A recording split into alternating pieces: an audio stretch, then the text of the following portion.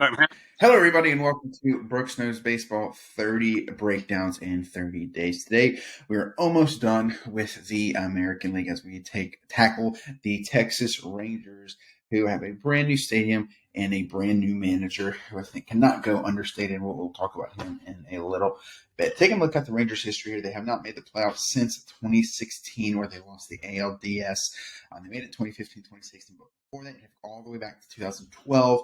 And then at 10 and 11, they did make two World Series. But apart from that, there's not much there. From 1961, when they were the Washington Senators, until 1995, they did not make the playoffs once. So if you're looking at the Rangers, you got 8 times in their entire history that they've made the playoffs, and they are as old as they're older than John. And they've only made the playoffs 8 times. So that tells you the state of that franchise. With that being said, I do not believe that past failures is a monarch or is a predictor of future success, because I have this team being very successful this year. But yeah, last year they were like 68-94, which the year before that they were 60-102. So I guess you could say they got a little bit better last year, but they spent a lot of money to get better, and that's all the only results that they got on the field. 38 games behind, which is horrible.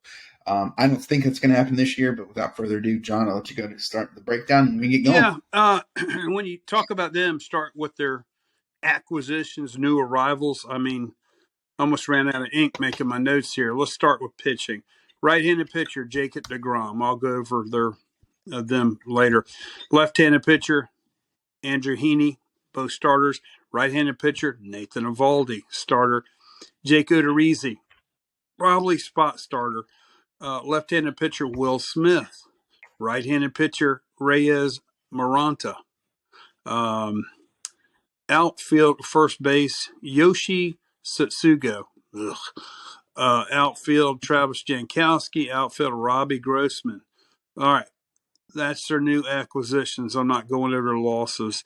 Do you want to start the rotation? Because I know you really like the Rangers, as I do too. As you know, but I got the rotation, and you can go ahead if you want to break it down, or I can. Doesn't matter. Yeah, I think when we're talking rotation, you have to start with obviously Jacob deGrom. He's their far and away best pitcher that they have. But deGrom, when healthy, is the best pitcher in baseball. You can't sugarcoat it. It is what it is. His issue has always been availability, but when he's available, there's no one better. Good news is he's already hitting 100 in spring training. I know he's still limited a little bit, but I wouldn't be surprised if they babied I him a think little that's bit. precautionary because I think if he had to go, he could have went. But go Yeah. ahead, and then I'll tell you a few things I want to say. Yeah, well, is it about DeGrom? What were you DeGrom. thinking? Yeah, go Things ahead. like What do you think? last year, his whip was .75 in 14 starts. He averages basically 15 strikeouts per 9 innings the last 2 years. He's already hit 100. He's high risk, high reward. If he's healthy, they got some. His velocity and chase rate are elite. He got a 4-pitch mix: fastball, slider, change, and curve. But and his control. He can put it on the corners. He can do what he needs to do. He's amazing. He was a late starter. He didn't really start pitching until he's 26 years old in the bigs. But if you look at from 26 to 31, he made 20, apart from his rookie year, he made 24 starts or more every year. He had a stretch from 17 to 19. He pitched over 200 innings all those 3 years. Yeah. So ideally, he gets that back.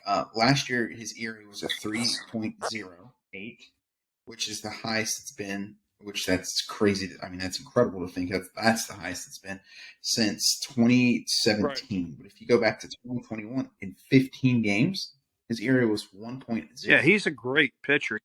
In 92 innings. He's a 2-time Cy Young winner. When he won Cy Young, his ERA was 1.7 in 270 innings, 269 strikeouts. Unreal. Absolutely. It's unreal. So, by far and away their best pitcher that they have. But even the pitchers after him are not bad. You got Martin Perez, John Gray, Nathan Eovaldi, and Andrew Heaney. All of those guys when they're on, they're on. Like Martin Perez is a fantastic player. You just take a look at his numbers. The only thing about him, then, I mean, not him, but the other ones is availability. Gray, 24 starts. Heaney, 14 starts. Evaldi, 20. And DeGrom, what I say, 11 was it? Wait a minute. Yeah, 11. yeah. So that's the issue. Yeah. So if they're healthy, they're arguably the best staff in baseball when healthy. Well, they're right up there, that's for sure. Now, when you're talking about Martin Perez, 2.89 ERA, 1.26 WHIP, I say he's underrated. He threw 196 innings. That's top 3 or 4, I know. Slider, 4-seam guy. Let's see. 51, almost 52% ground ball rate. But they say with the fastball's not a big fastball, so he needs the ground balls, and he throws a cutter and a sinker. One thing I am a little worried about John Gray. I feel like he was the kind of guy who's always supposed to be this great pitcher and it had all this potential everyone always talked about, but never really materialized. Yeah, I will tell you this, though. Do you realize he's reduced his ERA 3 straight seasons? Well, it's not that hard to reduce it when it was over 6. So, and then over 4.5. Yeah, he's fastball slider guy, but he did have 1.13 WHIP. Which, like I say, I always mention the WHIP because I think that's important. And it's 3.96 ERA.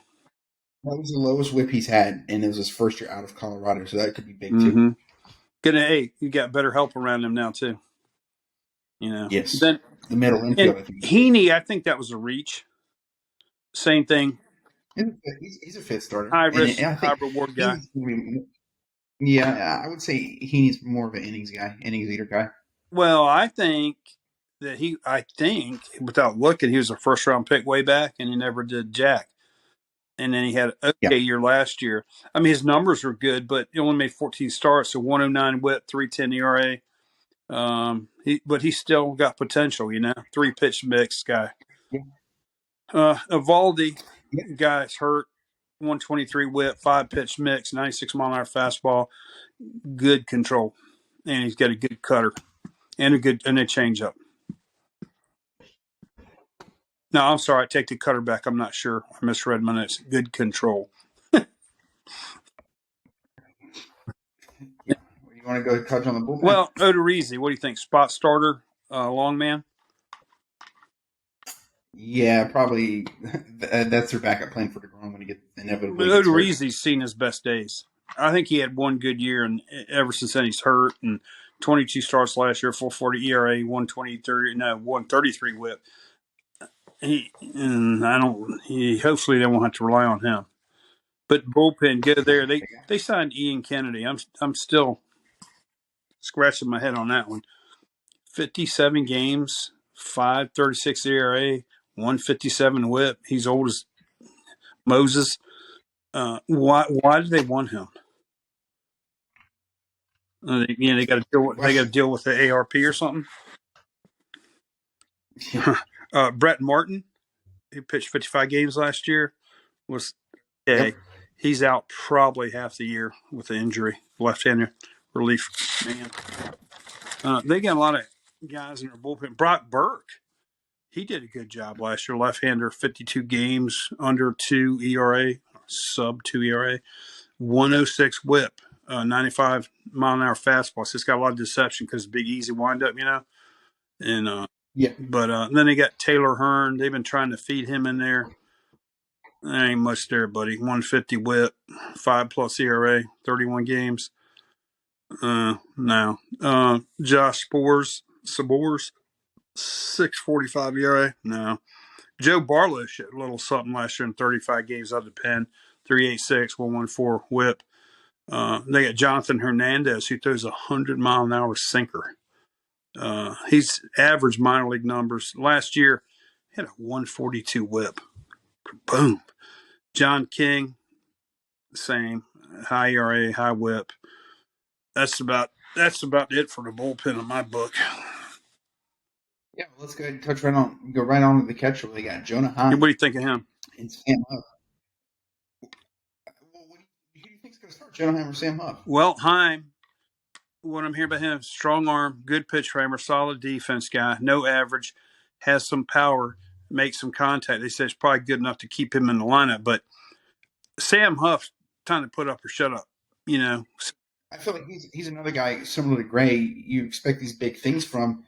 He's now 25 and he's not really done anything. Right, and then you got Mitch Garver in the mix, but he'll probably end up being. He had one good year and he hadn't, done anything since. He'll probably end up DHing some if he makes it. But yeah, Huff, I don't know, man. Yeah, Himes a switch hitter, Huff's a right hander. Maybe maybe. Jonah Heim's going to go in, I believe, at opening day starter for sure until Sam Huff is able to unseat him, which he hasn't proven. I mean, I'm sure he'll get his chance, but he hasn't proven they can. I think we need to start a GoFund for him to get a haircut, Jonah Heim. But anyway. I think the next thing to talk about is a very good player going to first base. Talk about Nate Lowe. Yeah, 302, 27 home runs, was it? 27, 76 last year. 850 OPS. Breakout season, man. Yeah. Power to all fields. Yeah. He's top 5 first baseman. Silver Slugger Award last year, too. Yeah. I mean, winning the Silver Slugger, especially in the American League, with some of the competition that he has, is impressive. Mm-hmm. But there's no reason he won't replicate that. And this is when we talk about the predictions at the end of the show. People got to remember their pitching staff. Again, all this is dependent on health. If they're healthy, they're going to be a team to watch out for sure. Because you got Lowe, then you can go to second base. You got Marcus. Elite fielder, man. Second half player last year. 40-year All-Star break. He struggled to hit 200. Yeah, he ended up 248, 26 homers, 83 RBIs, and 25 he's steals. Got a good track. 25 steals. So his steals will go up this year most likely with the bases being bigger. Yeah, but being an elite fielder and hitting, he'll hit. He should hit more than that. And he could hit 40 home runs there with the lineup he's got around him. Yeah. But then moving on to third base or shortstop, it gets even better. Yeah, you realize with Corey. Corey Seager had his worst hit average last year, so I doubt that's going to continue. I think he'll. Well, I'm reading something here, some analytics stuff I'm reading right now. It said there statistically will be no better player in baseball who's going to benefit better from the shift ban than Corey Seager. They said if that happened last year, he would have hit over 300. There you go. And he hit 33 home runs, man. He's a big boy. Solid fielder. So watch him hit 30-plus home runs and have a 285 or higher batting average this year. He'll be a top 10 MVP voter with the Rangers this year. I've always liked him. I think he's a good player. You got third? Third, I got Josh Young. He's hits everywhere he's ever been. Right, he's got power.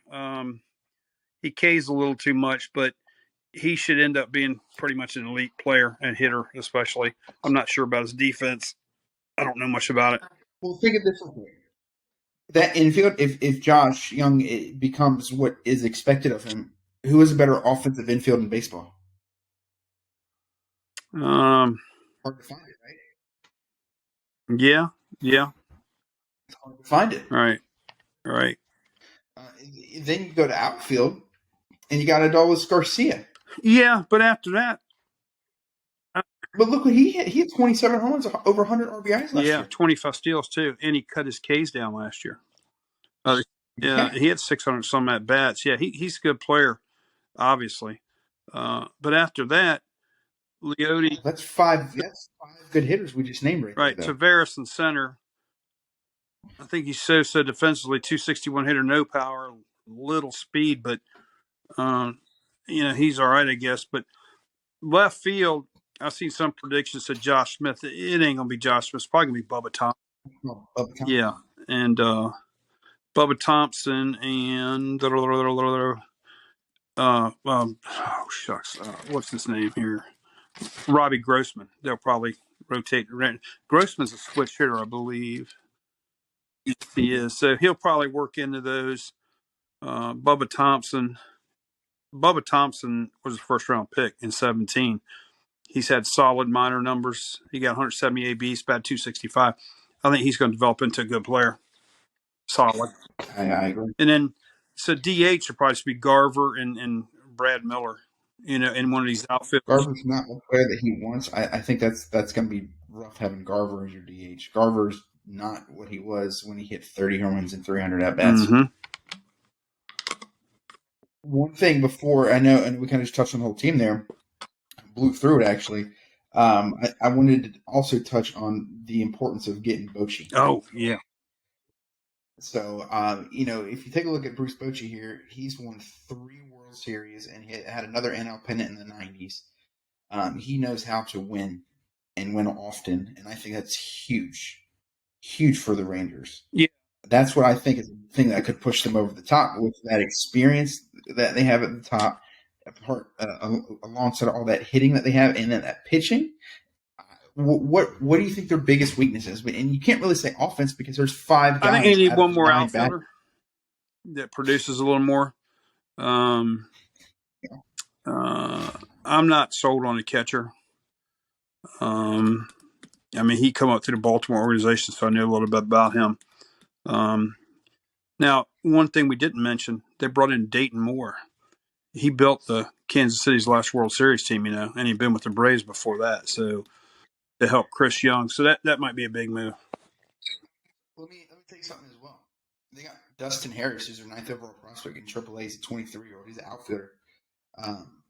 He in 2022 he hit 257, which isn't great, but in 2021 in minors he hit 327. In 2019 he hit 325.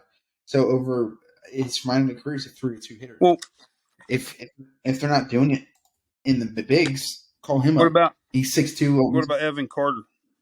They said they sent him down, I believe. He's young. That's the only reason he's young. Yeah, but they said he should be in AAA this year. I bet he sees Texas this year in the outfield. If the guys don't produce. Yeah, he only hit 429 in Frisco last year in AA. I know, and he's going to be 21 in AAA. And then you talk about their system. They got Vanderbilt. Let me talk on my 2 favorite prospects real quick. Go ahead. We got to mention Evan Carter, though. I like him a lot. Yeah, but my favorite 2 prospects for them are Kumar Rocker, the right-handed pitcher who Met fans probably hate, and then Jack Leiter. So those 2 guys, if they become what they're supposed to become, their rotation is set for the next 6 or 7 years. Because if you have 2 young guys who are superstars, and Kumar was surprisingly taken again high, but they said in independent ball he was touching high 90s again. Yeah. His shoulder surgery that he did have, hopefully it doesn't have a big effect on him. I think he's more ready to move up in the system than rookie ball. I would be shocked if he's not in AAA at some point this year. Yeah. If he produces. If he doesn't produce, no. But if he produces, like I'm expecting him to, I don't think. Yeah, because Leiter did produce all this year. Or no, Sugarland or something. I don't know. Yeah, well,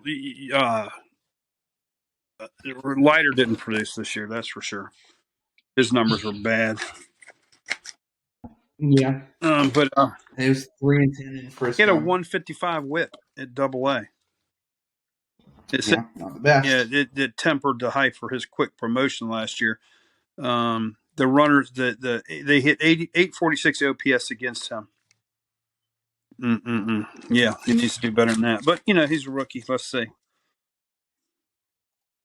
Yeah, but if you go to the Rangers real quick, they got Josh Young at 36, according to MLB Pipeline. Jack Leiter at 45, Evan Carter at 56, Owen White at 59, Justin Foscue at 78, and Brock Porter at 89. They got 6 guys. I've seen Foscue a little bit in the spring, probably 3 or 4 times. I'm impressed.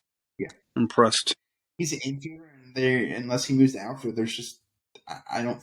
Where's he going to play? Then never worry about it. Let him beat the door down to get up there, and then you can figure something out. Well, he's 24. Could be a trade piece, man. Put him in the outfield. Yeah. They said he's an offensive-minded second baseman, so they're saying he's like Jeff Kent. That's what I'm reading right here. He's like Jeff Kent. You got a stud. Jeff Kent was a mean dude. Ask Barry Bonds. Oh. They think he's gonna. I mean, he hit 288 last year in Frisco. He's ready. Yeah, he's a second and third baseman, and he's not going to start over Young, and he's not going to start over Semien. So we'll see what happens there. But their prospect system's good. We see in the farm system rankings here. We got them in I think it's 14 or 13th best farm system in the bigs. What do you think about that? That's all right. One other thing we didn't touch on to get away from prospects is Mike Maddox is there as a pitching coach. He always does a good job, and he always touches his pitchers. Not in a weird way. Now, have you ever seen him? He goes out when he talks to him, he always puts his hand on him. But anyway, No, he helped teach Greg, obviously. But he's done a good job wherever he's been. Yeah. Well, let's go ahead and take a look at the projections that Brooks News Baseball has them at. So we do not have them winning the division. We have them winning 85 games and 77 losses. What do you think of that? Do you think it's possible? I think it's more than possible. I think they can do better than that if they stay healthy. They're going to get that. It's a tough division. Run. It's a tough division. Yeah. Well. Yeah, because Seattle's really good too. Seattle got some pitchers. When you dig deep in Seattle pitchers, you're going to be shocked. Yeah, well, let's take a look at our AL playoff predictions with the Rangers while we're at it. So we have them at the number 6 seed against Minnesota Twins at the 3 seed because we have predicted the Twins are going to win their division. And I believe the Rangers are going to win that division. They're going to move on to the ALDS. And then I have them going against the Houston Astros. It's the Battle of Texas for the ALDS, but I have the Rangers. With Bochy and with their pitching and their offense, I think they have the talent to beat the Astros in the playoffs. And I haven't beaten the Astros going to the ALCS. And then in the ALCS, I have them winning, beating the Baltimore Orioles in the ALCS, going to the World Series for the first time in 2011. Yeah. I don't have them winning the World Series. You'll have to stay tuned, I guess, in 3 days to find out who I have winning the World Series because that team will. But I think there's a lot of talent there, and with the man, I think the manager is going to make a huge difference. Absolutely, and health's the key there. They got enough talent there. I would say they're going to surprise people. No, everybody knows. They see what they did. I mean, they started last year with Semien and Seager, man. So they spend money. Yeah, I like that. They want to win, and they have a decent farm system too, so they're not just relying on spending money. That area deserves a World Series win at some point here soon. I'd rather World Series win hit that town than NFL Super Bowl. That's another story. We don't want to go there. But yeah, that's all we have on the Texas Rangers. Unless you want to add anything in there. No, I'd say that's pretty much it. I think we covered it all. I think they're coming along fine. The health's the key. Budget. Yeah, Steve, I agree. There you go. Get ready for the game in 3 hours or 2 hours. Yeah. All right.